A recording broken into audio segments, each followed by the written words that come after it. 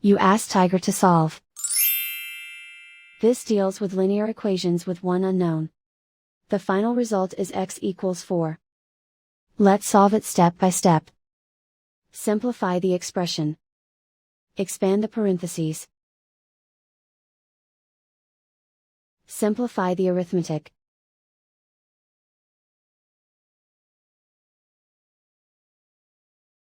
Expand the parentheses. Simplify the arithmetic. Group all L terms on the left side of the equation. Subtract 4x from both sides. Group like terms. Simplify the arithmetic. Group like terms. Simplify the arithmetic. Group all constants on the right side of the equation.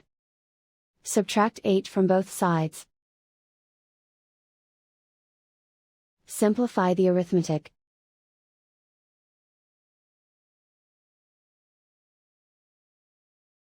And so the final result is x equals 4.